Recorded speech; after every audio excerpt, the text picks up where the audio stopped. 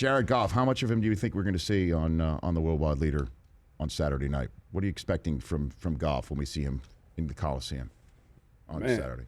Well, what I expect from any young quarterback, some growing pains. How much of them we're going to see, I don't know. But I think getting to this level and the Rams coming back, here to L.A. and there being football here and the fans here are ready for that, be a little nervous.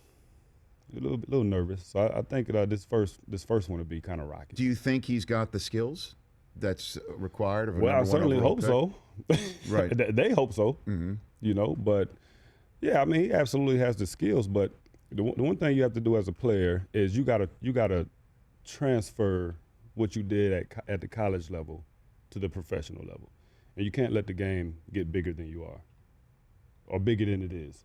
You know what I'm saying? No, so how did you deal with that? You know what? My first practice, I went out and I played.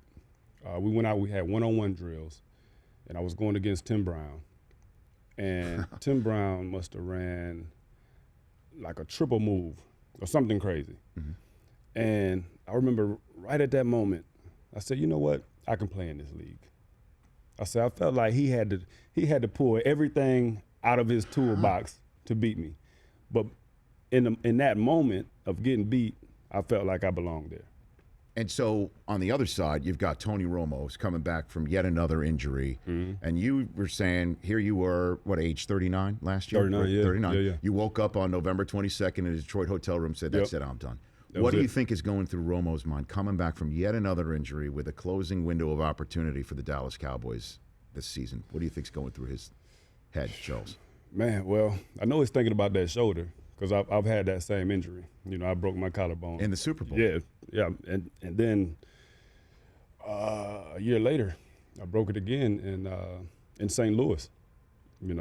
So I know he's I think he put a plate in his shoulder though, right? Yes.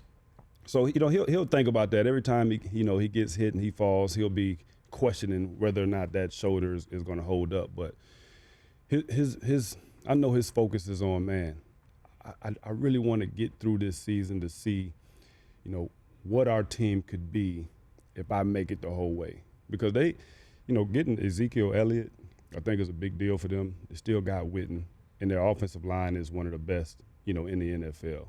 And having those two guys, the tight end and the running back, that's a quarterback's best friend. So those guys will be able to help him out, throughout the game and holding on to the ball, running down the clock, which is going to be major for him. So he doesn't feel like he has to put the game on his shoulders all the time. And he's got Dez there too. Who's the best receiver in the game? Who was the toughest one for you last several years? Man, well, I think I had to go with Antonio Brown.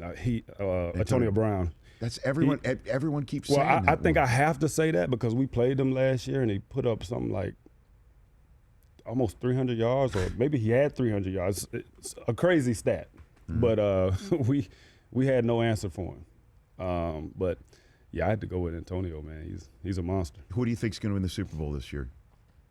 The Oakland Raiders. Nice. Well, what do you think? Raiders. Well, the bandwagon's full with them right now, Charles. Yeah. I was on it first, so everybody else had to get on. Is Derek Carr he's the real deal? Yeah, Derek's the real deal.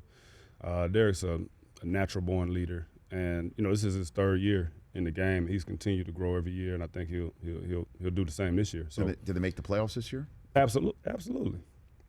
I think without question, they make the playoffs this year. Now, what they do when they get there, that remains to be seen, but they will be in the playoffs. The Rich Eisen Show, weekdays at noon Eastern on Audience.